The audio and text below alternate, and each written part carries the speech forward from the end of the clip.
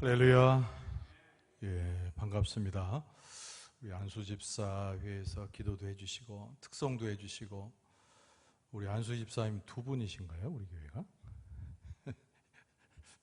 대표로 나오죠. 대표로 일당 100이라서 안수 집사 200명 나오셔서 특송해 주셨네요. 박수 한 번 더 할까요? 우리 안수 집사님 격려하면서 기도하신 우리 안 집사님 기도의 뜻이 스테반 집사가 안수 집사입니다. 이 초대교회에 처음으로 세운 항존직이 안수 집사예요. 7 집사 세웠는데 오늘은 우리 교회 두 분, 스테반 두 분 나오셔서 특성해 주셨네요. 감사하고 또 오늘 온토스에 나온 우리 성도님들 좀 환영합니다. 여러분 날씨가 좀 무덥지요? 좌우에 계신 분들 얼굴 좀 보면서 박수로 서로 좀 격려하도록 하겠습니다. 네, 고맙습니다. 아까 우리 온토스의 찬양팀 찬양 참 우리가 감동 있게 함께 찬양했는데요. 참 마지막 찬송에 주 예수 앞에 다 아뢰라, 무엇이나 근심하지 말고 주 예수 앞에 다 아뢰어라. 찬송가 가사도 참 너무 은혜롭고 또 열심을 내서 하는 찬송이 감동이 됩니다. 기왕 박수 친 거 우리 온토스의 찬양팀이죠. S죠. 박수 한번 더 하겠습니다. 고맙습니다. 오늘은 마태복음 14장 본문으로 다 나음을 얻으니라 제목으로 은혜를 나누고자 합니다. 지명으로 게네사렛이라고 하는 것이 오늘 본문의 말씀에 나오죠. 게네사렛. 여러분 그 갈릴리 호수 또는 갈릴리 바다라고 하면서 게네사렛 호수라고도 불리웁니다. 그 게네사렛이 처해 있는 바로 지형 때문인데요. 갈릴리 바다의 북서쪽에 위치하면서 갈릴리 인근입니다. 가버나움 밑에 있어서 예수님께서 갈릴리 사역을 주로 하실 때 게네사렛이라고 하는 곳에 많이 들리셨어요. 그리고 그들 가운데 함께 하시면서 치유 역사도 행하시고 무엇보다 하나님의 나라의 복음을 전하셨습니다. 예수님의 지상 사역의 핵심적 장소 중에 하나가 가버나움, 또 갈릴리, 또 그리고 오늘 본문의 말씀이 나오는 게네사렛 이렇게 이야기될 수 있습니다. 게네사렛에 있는 사람들은 여러모로 풍부했던, 아무래도 갈릴리 주변에 있었기 때문에 또 경제적으로도 다른 지역에 비해서 꽤 여유가 있었습니다. 그러면서 예수 그리스도의 복음의 말씀을 잘 받아들여서 복음의 씨가 뿌려지되 많은 열매를 거두었던 장소가 게네사렛입니다. 예수님께서 씨 뿌리는 자의 비유를 통해서 많은 결실을 말씀하신 바가 있는데 이 게네사렛이 바로 그곳이죠. 마태복음 13장 23절에도 보면 이런 말씀이 있습니다. 좋은 땅에 뿌려졌다는 것은 말씀을 듣고 깨닫는 자니 결실하여 어떤 것은 100배, 어떤 것은 60배, 어떤 것은 30배가 되느니라. 이렇게 예수님께서 말씀하셨어요. 게네사렛을 두고 한 말씀처럼 들려질 정도로 게네사렛 사람들은 복음의 말씀을 받고 또 많은 것으로 수확하고 함께했던 그 지방 사람들입니다. 오늘 본문의 말씀이 나오는 게네사렛을 중심으로 해서 많은 사람들이 예수님 앞에 다가왔습니다. 무엇을 마음에 두었을까요? 예수님의 사랑, 또 하나님의 은혜, 이것을 기억했겠죠. 또 그들은 혼자 오는 것이 아니라 많은 사람들에게 권유해서 예수님 앞에 나왔습니다. 그 모습 속에 다른 사람을 구주이신 예수 그리스도 앞에 데리고 온 그들의 모습을 칭찬할 만한 내용으로 오늘 본문의 말씀을 볼 수가 있습니다. 우리는 홀로 살아가지 않죠. 가족이나 또 주변에 있는 많은 사람들과 또 관계를 형성해서 삶을 살게 됩니다. 이 시간 우리의 마음 가운데 떠올려 볼 수 있어요. 이 사람이 우리 옆집 사람이구나. 이 사람이 나와 가장 가까운 친구구나. 또는 가족들을 생각해 볼 수 있고 부모 입장에서 자녀들을 생각해 볼 수 있습니다. 여러 사람들이 우리의 머릿속에 떠오르게 되는데요. 그러나 오늘 본문의 말씀은 무엇으로 우리에게 도전을 주느냐. 우리의 머릿속에 마음속에 떠오르는 그 사람들을 어떻게 예수님 앞에 함께 데려올 수 있는 것인지도 일러주고 있는 것이 오늘 본문의 말씀입니다. 예수님의 치유의 손길이죠. 예수님의 다스리심의 손길이고 예수님의 긍휼과 자비가 있는 손길입니다. 그 손길을 나만 경험하는 것이 아니라 내가 생각하는 나의 주변에 나와 함께하는 자들과 예수님의 그 손길을 경험한다라고 하는 그 길을 오늘 본문의 말씀은 잘 설명해주고 있는 특징을 갖습니다. 우리가 예수 그리스도를 만난다라고 하는 것이 뭘 말하는 것일까요? 예수 그리스도를 통해서 치유를 경험한다는 것도 무슨 얘기인가요? 또 다른 사람을 우리가 데려올 수 있는 동기부여는 어디서부터 오는 것인가요? 여러분, 우리가 첫 번째로 생각할 수 있는 것은 우리가 예수님 앞에 있을 때 예수님을 깊이 만나고 또 다른 사람들을 견인해내기 위해서는 예수님이 도대체 어떤 분인가를 정확히 아는 것이 무엇보다 중요합니다. 예수님께서 제자들과 함께 게네사렛에 임하셨어요. 들어오실 때 사람들이 굉장히 흥분했습니다. 그리고 소문이 났겠지요. 그래서 많은 사람들이 예수님의 주변에 몰려왔는데요. 근데 그들은 하나같이 예수님이 누구이신지를 기억하는 사람입니다. 아까 말씀드린 대로 이 갈릴리 근방에 예수님께서 공생애 사역에 시간을 많이 두셨기 때문에 이 게네사렛 사람들은 예수님이 누구신가를 예수님의 행적 속에서 기억하는 사람들이었다. 예수님께서 하나님의 나라의 복음을 선포하셨습니다. 많이 들었던 거죠. 예수님을 통해서 하나님의 나라의 복음이 무엇인지를 많이 들었어요. 예수님께서는 병든 사람들, 고통받는 사람들을 치유해 주시고 해방시켜 주셨습니다. 게네사렛 사람들은 예수님의 그 치유 역사를 무엇으로 이해했느냐면 하나님의 나라의 복음의 선포가 실질적인 하나님의 역사인 것을 예수님의 치유의 모습을 통해서 깨닫게 되었다는 것이죠.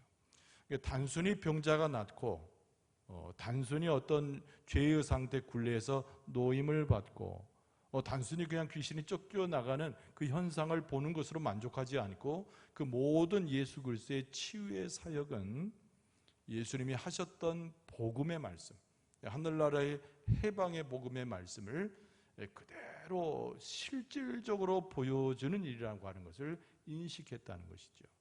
이게 이제 게네사렛 사람들의 훌륭한 점입니다. 예수님께서는 어떤 일을 하셨습니까? 앞에서 언급한 대로 병자를 치유하셨죠. 나병을 고치시고 눈먼 자를 눈을 뜨게 하시고 또 귀 막은 자를 귀를 열게 하시고 또 예수 그리스도께서 오셔서 많은 사람들에게 확증을 하셨는데 심지어는 바람과 파도를 잔잔하게 하셨어요. 이 갈릴리 바다에서 이루어진 일이기 때문에 게네사렛 사람들은 그것을 잘 기억했습니다. 우리가 다른 사람을 견인해낸다는 것은 우리의 힘으로 견인하는 것이 아니고 예수 그리스도 앞에 데려오는 것이죠. 그런데 예수 그리스도 앞에 데려오는 것은 어떤 의무감이나 어떤 우리가 생각에 막연한 생각으로 가능한 일이 아닙니다. 나의 자신이 예수 그리스도를 만나서 예수님을 내가 어떻게 고백하는가, 내가 예수 그리스도를 만남으로 인해서 그 치유와 하나님의 복음의 말씀이 내 안에 얼마만큼 새겨지는가, 그래서 예수 그리스도에 대한 정확한 인식을 전제로 하게 될 때 그 예수님에 대한 인식, 그것이 깊어지면 깊어질수록 다른 사람들도 예수님 앞에 견인해낼 수 있는 동기부여가 되고 그것이 우리의 삶 가운데 실제로 나타나는 현상이 된다는 것이죠. 예수님을 우리가 경험할 때 소위 영감을 얻어야 됩니다. 영감을. 근데 그 영감이라고 하는 것은 다른 것을 이야기하는 것이 아니라 우리가 어떤 산에 가서 기도하다 계시받는 그 영감을 이야기하는 것이 아니고요. 하나님의 말씀을 해석하고 하나님이 주신 진리를 깨닫게 되고 예수 그리스도를 통해서 하나님의 음성을 듣게 되고 나를 만나 주신 것들을 영감을 얻는다, 그렇게 이야기하는 거예요. 우리가 예수 그리스도 앞에 왔을 때 그것을 체험하게 될 때 예수님을 통해서 하나님의 역사를 경험하는 것, 그것이 바로 예수님을 인식하는 방식이고 예수님을 인식하는 것이다라는 거예요. 우리가 예수님을 통해서 하나님의 역사를 경험하기 위해서는 예수님을 잘 알아야 예수 그리스도를 통해서 하나님의 고치심과 그 역사를 경험하게 되는 줄로 믿습니다. 게네사렛 사람들이 거기에 능한 사람들이었어요. 그 사람들을 데리고 올 수 있다는 거죠. 여러분, 이들이 예수님 앞에 올 때 그냥 온 것이 아닙니다. 예수님이 오셨다는 소식을 게네사렛 주변에 있는 사람들에게 알렸다는 특징을 갖고 있습니다. 게네사렛 사람들 35절 말씀해 보니까 그곳 사람들이 예수이신 줄을 알고 그 근방에 두루 통지했다 이렇게 되어 있습니다. 소위 은혜를 받은 사람, 예수님을 통해서 치유 역사를 경험한 사람, 예수님을 통해서 하나님의 은혜와 은총을 충만히 받은 사람은요 가만히 있질 못합니다. 예수 그리스도의 복음을 증거하게 되죠. 예수님께서 말리셔도 예수님의 말리심과 전혀 다르게 예수님을 만난 이야기, 체험한 이야기, 치유받은 것들을 세상에 증거하게 되어 있습니다. 여러분 마태복음 9장에 보면은 두 맹인이 있었는데 예수님께서 두 맹인의 눈을 뜨게 하셨어요. 그리고 아무에게도 이야기하지 말라고 예수님께서 당부하셨는데, 이런 마태복음 9장 31절에 보면 그들이 나가서 예수의 소문을 그 온 땅에 퍼뜨리니라 그랬습니다.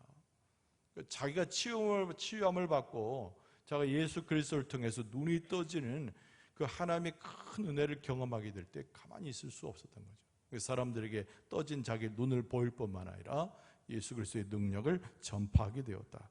여러분, 우물가, 사마리아 우물가에서 예수님께서 한 여인을 만나 주십니다. 그 여인이 예수님을 통해서 진정한 생명수가 무엇인가를 깨닫게 되지요. 그때 물동이 다 내버리고 도시로 돌아가서는 사람들에게 전파합니다. 그 내용이 요한복음 4장 29절에 보면 내가 행한 모든 일을 내게 말한 사람을 와서 보라, 이는 그리스도가 아니냐, 이렇게 이 여인이 전파했다고 되어 있어요. 그리스도라고 하는 것은 하나님께서 기름 부어 세우신 우리가 진정한 왕이요 구세주를 이야기합니다. 오늘 우리가 무엇으로 예수님을 고백하나요? 예수님께서 나를 구원하시고 나를 새롭게 하시고 나를 건지시고 그리고 나를 온전히 변화시키는 나의 진정한 구세주가 예수님이신 줄로 믿습니다. 빌립이라고 하는 인물은 예수님의 제자지요. 예수님께서 빌립을 부르셨어요. 그때 빌립이 예수님을 인식합니다. 이분이 대단한 분이구나. 그리고 형제 안드레에게 가서 예수님에 대해서 소개를 하게 되지요. 나다나엘을 찾아갑니다. 요한복음 1장 45절에 보면은 빌립이 나다나엘을 찾아 이르되 모세가 율법에 기록하였고 여러 선자가 기록한 그 일을 우리가 만났으니 요셉의 아들 나사렛 예수시니라, 이렇게 전하는 거예요. 그러니까 예수님께서 나를 이끌어 주실 때, 하나님의 은혜의 자리를 이끌어 주실 때, 하나님의 축복의 자리를 이끌어 주실 때 우리의 마음에 감동이 오고 이것을 그냥 있는 것이 아니라 다른 사람들에게도 예수님을 소개하게 되어 있다는 것이죠. 이 게네사렛 사람들이 정말 잘했던 것은 자기만 복음을 품고 있었던 것이 아니고, 자기만 하나님의 은혜를 경험한 것이 아니고, 자기만 예수님을 개인적으로 만난 것이 아니라 내 사랑하는 식구들, 내 사랑하는 자녀들, 함께하는 모든 사람과 예수님을 만나서 하나님의 은혜를 경험하기를 원했던 사람들이라는 겁니다. 그러니까 우리는 항상 우리 곁에 두었던 사람들을 기억해야 됩니다. 아까 말씀드린 대로 내 옆에 있는 사람, 나의 친구들, 내 자녀들, 내 부모들, 이거 기억해야 되는 거죠. 하나님께서 우리를 이렇게 혼자 예배하도록 내버려 두지 않고 함께 모여가지고 예배를 드리게 하는 것도 우리가 하나님께서 우리의 심령 가운데 내가 개인으로만 하나님을 만나는 것이 아니라 함께 예수님을 경험하고 함께 하나님의 나라를 체험해서 우리의 삶이 변화되고 치유되기를 원하시는 하나님의 역사요, 하나님의 은택이라는 거예요. 여러분, 우리가 혼자 온 것이 아니라 우리가 함께 왔음에 오늘 우리가 주님을 만나고 찬송하고 그 치유 역사를 경험하게 될 줄로 믿습니다. 그래서 요엘서 2장 32절에 보면은 누구든지 그랬습니다. 누구든지 함께 오는 누구든지 여호와의 이름을 부르는 자는 구원을 얻으리니. 할렐루야, 할렐루야. 누구든지, 혼자가 아니라 여럿이 왔어요. 근데 누구든지 여호와의 이름을 다 같이 부르는 자는 하나님 앞에 예수 그리스도의 은혜로 구원을 받으리니. 할렐루야. 구원을 받아요. 그 더 읽어드리면 이는 나 여호와의 말대로 시온산과 예루살렘에서 피할 자가 있을 것이며 남은 자 중에 나의 여호와의 부름을 받을 자가 있을 것임이라. 할렐루야. 많은 사람들이 살지만은 죄악 가운데 살아요. 근데 그 중에 남아있는 자를 하나님께서 선택하셔가지고 그 남아있는 자들의 찬송과 기도와 함께 나옴을 통하여 하나님께서 역사를 이루어 주신다는 겁니다. 여러분들은 세상에 물들지 않은 하나님의 백성이요, 남아있는 자가 돼서 하나님의 역사를 인정하는 자로 오늘 하나님 앞에 왔을 때 치유하여 주시고 싸매어 주시고 은혜 받게 하시고 해방되게 하실 줄로 믿습니다. 그 통지했을 뿐만 아니라 오늘 본문의 말씀은 구체적으로 그들을 데리고 왔다고 씁니다. 35절 말씀에 보면은 모든 병든 자를 예수께 데리고 와서 그랬습니다. 여기서 말하는 병든 자가 뭘까요? 당연히 병든 사람이죠. 근데 이제 어원적인 의미로 보면 나쁜 사람들입니다. 나쁜 사람. 또 비참함에 빠져 있는 사람들. 우리가 지금 구역성서에 병든 자 이렇게 표현했지만 원래 어원에는 나쁜 사람들 또는 비참에 빠진 사람들이에요. 나쁜 사람이라고 우리가 흔히 말하는 우리가 뭐 성질 나쁘고 못된 짓 하고 그런 나쁜 것이 아니라 예수 그리스도로부터 분리되어 가지고 이 세상 가운데 살아갈 수밖에 없는 영혼들을 이야기하는 거예요. 우리가 이렇게 보면 아무 일 없어 보이는 사람들이 있습니다. 제법 잘 사는 사람이 있어요. 여유로워 보이고 웃음도 있고 그리고 뭔가 부요함 가운데 있는 것 같이 보여요. 그러나 그들이 예수님을 만나지 못함으로 예수님으로부터 떨어져 살고 예수님을 경험하지 못함으로 구원의 범주에 들어가 있지 못한 거죠. 그러니까 좋은 것이 아니죠. 나쁜 것이죠. 그래서 오늘 성경 말씀에 그들을 병든 자라 그랬습니다.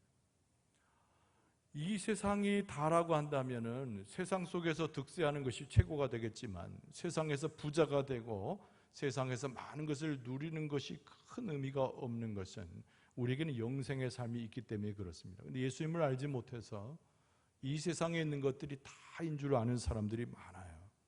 그러나 궁극적으로 그것을 볼 때 그건 비참함에 있는 것이죠. 소망도 없고 생명도 없는 거예요. 그들이 바로 35절에 나오는 병든 자, 비참함에 빠져 있는 자라고 하는 어원적인 의미를 갖습니다. 그러니까 우리가 부를 때 누구를 가장 많이 불러야 되는가? 예수님으로부터 벗어난 사람을 부르는 거예요. 이 세상 것이 다인 양 생각하고 그 삶 자체가 사망을 약속한 자처럼 비참한 삶을 살아가는 사람들을 우리가 데려와야 되는 거죠. 그래서 오늘 본문의 말씀에 성경인데 이 성경 말씀에 이 게네사렛 사람들이 사람들을 예수 앞에 데리고 왔는데 바로 그러한 형편에 있는 소위 말하는 영적으로나 육신적으로 병든 사람을 데리고 왔다는 거죠. 이 게네사렛 사람들의 이 열망 또 그들의 기도 예수 그리스도를 만나고자 하는 이 소망의 열정은 하나님의 기적을 가져옵니다. 할렐루야. 할렐루야. 혼자 오지 않고 함께 오는 정도의 동기부여를 받아서 예수님을 열망하는 자에게 하나님의 사랑을 부어주고 예수 그리스도의 치유 역사가 임하는 줄로 믿습니다. 마태복음 9장에 보면은 우리가 잘 알던 침상에 누운 중풍병자 이야기가 나옵니다. 근데 침상에 누워 있잖아요. 중풍병 걸렸는데 움직일 수 없습니다. 예수님 앞에 다가올 수 없어요. 근데 그 내용에 보면 사람들이 데리고 오거늘 그랬습니다. 9장 2절에 보면 사람들이 데리고 오거늘 예수께서 그들의 믿음을 보시고 중풍병자에게 이르시되 작은 자여 안심하라 내 죄사함을 받았느니라. 그러면서 치료해 주셨다는 거죠. 이 단순히 중풍병자의 믿음만이 아니고 중풍병자를 데리고 온 사람들의 믿음을 통해서 중풍병자가 나음을 받은 거예요. 우리가 이제 중보기도도 하고 우리가 자녀들 위해서 기도하고 또 다른 사람들 위해서 기도합니다. 다 우리에게 주신 몫이거든요. 그런데 우리의 믿음 때문에 우리의 기도 때문에 그가 기도하지 않았는데 그가 믿음을 갖지 않았는데 그에게서 하나님의 기적의 역사가 나타난다는 것도 엄청난 하나님의 은혜이죠. 여러분의 입술로 심령으로 기도할 때 여러분의 남편과 아내와 자녀들이 주 안에서 생기를 얻고 영혼의 생명을 얻고 하나님의 치유하심을 경험하게 될 줄로 믿습니다. 우리의 기도가 계속 확장돼요. 그래서 제가 늘 권면하는 것이 제일 가까운 사람부터 시작을 해서 중보기도 하라는 거예요. 나만 예수님 앞에 은혜 받고 나만 치유함을 경험하고 나만 하나님의 축복 속에 있는 것이 아니라 사랑하는 사람들이 다 주 앞에 나와서 치유받고 새로운 삶을 살기 위해서 나로부터 가까운 사람부터 계속 기도하는 겁니다. 남편이나 아내나 자녀들이나 내 소중한 친구들이나 이웃이나 늘 보는 사람이나 또 심지어는 내가 어려움을 만나서 미워하는 사람까지 전부 포함해서 중보기도 하라는 거예요. 근데 그들의 믿음과 그들의 행위와는 아무 상관없이 내가 위에서 기도하고 그들을 이끌어내니 나의 믿음을 보시고 기도하는 마음을 보시고 치료하여 주시고 건전해 주시고 축복해 주실 줄로 믿습니다. 마태복음 9장 32절에 보면 귀신 들려 나가는 사람들 이야기가 나와요. 그들이 나갈 때에 귀신 들려 말 못하는 사람을 예수께 데려왔다, 이렇게 되어 있습니다. 또 마태복음 12장 22절의 병행 구절로 그때 귀신 들려 눈 멀고 말 못하는 사람을 데리고 왔거늘 예수께서 고쳐주심에 그 말 못하는 사람이 말하여 보게 된지라. 할렐루야. 이게 말 못한다, 말 못한다는 것은 이 언어의 말을 잊어버린다는 뜻도 있지만 하나님을 찬송할 수 없는 상태를 말하는 겁니다. 하나님의 말씀을 표현할 수 없는 상태, 하나님을 인정하지 못하는 입술, 하나님에 대해서 의지할 수 없는 황폐한 심령을 이야기하는 겁니다. 무엇이 들려서? 귀신 들렸기 때문에. 귀신이라고 하는 것이 우리가 옛날에 생각할 때 뭐 전설의 고향에 뭐 칼 물고 나타나서 무덤 사이에 왔다 갔다 하는 그 귀신을 생각하는데 성경 속에는 그런 귀신을 상정한 적이 없어요. 성경에서 말씀하는 귀신은 삼킬 자를 찾아서 하나님과 우리 사이를 끊어놓으려고 합니다. 거짓을 이야기하고 우리를 호도하고 어리석은 생각 가운데서 사망에 이르게 하도록 우리를 이끌어가는 것이 귀신이라는 거예요. 그래서 귀신이 우리 안에 들어오게 되면 입을 열지 못하는 벙어리가 되고 듣지 못하는 귀머거리가 되고 생각할 수 없는 무지 가운데 빠지게 되는 겁니다. 그들을 어디로 이끌어 와야 돼요? 내가 설득하고 내가 말한다고 해서 되는 것이 아니지 않습니까? 우리를 구원하시고 우리를 변화시키시고 생명을 주시는 예수님께 데려와야 될 줄로 믿습니다. 그런데 그 육신을 데리고 오는 것도 중요하지만 중보기도를 통해서 그를 하나님 앞에 드리는 거예요. 그러다 보니까 예수 그리스도께서 행하시는 그 역사는 그 사람을 직접 만나지 않았음에도 불구하고 예수님이 선언하시고 말씀만 하시면, 예수님이 말씀만 하시면 귀신에서 노임을 받게 되고 치유함을 경험하게 되는 줄로 믿습니다. 이게 우리의 기도가 얼마나 중요하냔 말이에요. 우리가 그들을 위해서 데리고 오는 것처럼, 예수님 앞에 데리고 오는 것처럼 그 중보의 사역이 얼마나 중요하냔 말이에요. 오늘 이 아침에 나와서 기도하는 여러분과 저는 그런 사명을 갖고 있음에 이 게네사렛 사람들처럼 예수님을 바로 인식하고 예수님께서 오셨다고 통지하고 예수님 앞에 사람들을 데리고 왔던 그 믿음의 모습처럼 주님 앞에 설 때 하나님께서는 당연히 우리에게 축복하시고 당연히 우리를 치유하시지만 우리가 기도하여 세우고 예수님 앞에 데려온 자들을 똑같은 은혜로 치유하여 주실 줄로 믿습니다. 우리가 이 영광 지역에 52,000명이에요. 52,000명이 조금 덜 되는데 52,000명의 사람들이 영광군에 거주를 하고 있습니다. 여기 영광읍에만 해도 지금 계속 영광읍은 숫자가 늘어나고 있기 때문에 2만에서 22,000명까지 늘어나고 있어요. 근데 여기 모든 사람들을 우리 중보기도 대상으로 삼아야 됩니다. 웬만하면 우리 교회가 다 이름을 알아야 돼요. 52,000명의 사람들을. 그래서 그들을 위해서 매일마다 중보기도 하고 매일마다 하나님 앞에 나와서 그들이 해방되고 병든 자라니까요. 그들이 병든 자라니까요. 육신의 병만을 이야기하는 것이 아니에요. 여기서 말하는 병든 자라는 것은 아까 말한 대로 하나님과의 관계가 끊어진 사람, 비참한 가운데 사망으로 달려가는 사람, 예수님을 알지 못해서 분리되어 가지고 그 삶 자체가 하늘에 있는 삶과는 전혀 무관한 사람, 다 병든 자예요. 오늘 본문의 말씀은 그들을 병든 자라고 얘기했어요. 그러나 52,000명의 이 영광 당연히 축복받고 당연히 하나님의 은혜를 누리고 당연히 주의 치유함을 받고 당연히 소망을 갖고 당연히 승리하는데 우리만 그렇게 되는 것이 아니라 중보의 대상을 삼고 예수님께 이끌어오는 그 모두에게 하나님께서 치유와 하나님의 해방하심과 그 축복의 은총을 허락하실 줄로 믿습니다. 그렇게 거죠. 무조건 가서 우리 얘기를 하고 무조건 가서 그 사람을 설득시키려고 하는 것이 아니고 이 게네사렛 사람들이 예수님을 똑바로 알고 고백하고 찬송하면서 중보의 대상으로 삼아 기도하고 이끌어왔듯이 그 모습 속에 하나님의 역사가 나타납니다. 그래서 오늘 본문의 말씀에 36절이 마지막 구절인데 이 36절 구절은 뭐라고 표현하고 오늘 말씀이 끝납니까? 다만 예수의 옷자락이라도 손을 대게 하시기를 간구하니 손을 대는 자는 다 나음을 얻으니라. 할렐루야. 뭐 예수님이 말씀하신 것도 아니에요. 예수님께서 특별하게 막 머리를 어루만지시고 안수하신 것도 아니에요. 뭐 독특한 방법을 쓴 것도 아니에요. 어떻게 해달라고? 예수님의 옷자락에 손을 대는 것만 가지고 간구했는데, 예수님의 능력이 나오고 치유 역사가 나와서 거기에 모이는 자의 한두 사람이 나음을 받은 것이 아니라 나온 모든 사람 다 나음을 얻으니라. 할렐루야. 오늘 여기에 모이신 분 중에 한 분도 빠짐없이 전부 다 나음을 얻게 될 줄로 믿습니다. 한 사람도 빠짐없이 다 하나님의 은총을 경험하게 될 줄로 믿습니다. 여러분, 어떤 사람들은 확률에 의지하는 사람이 있어요. 구원받을 자와 그렇지 못하는 사람을 확률로 의지하는 사람이 있어요. 최소한 90%는 되고 그래도 10%는 안 되는 건 어쩔 수 없다. 저는 목회하면서 그 말에 도무지 동의할 수가 없습니다. 여러분, 하나님의 은총이라고 하는 것은 99.9%도 아니고 100% 모든 에게 하나님께서 은혜를 부어주시는 줄로 믿습니다. 한 사람도 놓칠 수가 없는 거죠. 한 영혼도 놓칠 수가 없고 어떤 사람도 누구도 예외일 수가 없는 거예요. 다 우리의 기도의 대상이 되고 전부 예수 그리스도 앞에 나오고, 오늘 이 말씀처럼 다 나음을 얻으니라. 오늘 온토스에 나온 여러분, 누구는 귀하고 누구는 귀하지 않고 그렇지 않습니다.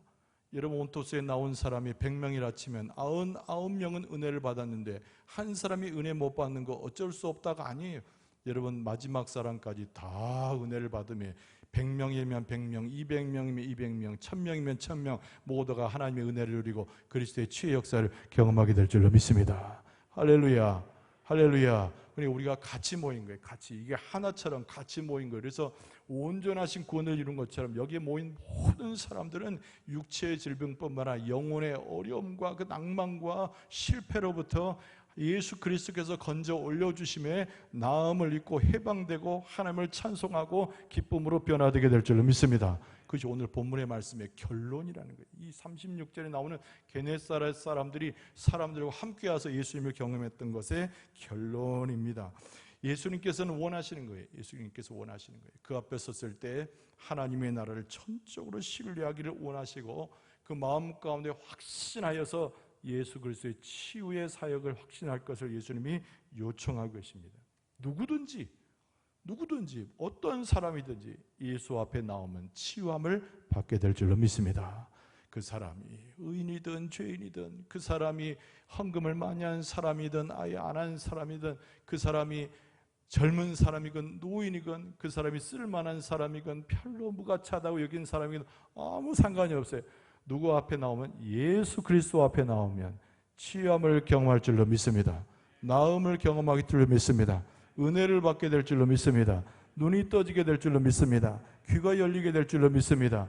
주 안에서 새로운 삶을 시작하게 될 줄로 믿습니다. 오늘 말씀이 그런 거예요. 다 나음을 얻으니라. 아까 우리 온토스의 찬양팀 마지막 찬송, 주 예수 앞에 다 아뢰어라. 무엇이든지 근심하지 말고 주 예수 앞에 다 아뢰어라. 하나님께서 들으시고 그리스도께서 들으시고 치유하시고 싸듬어 주시고 함께해 주실 줄로 믿습니다.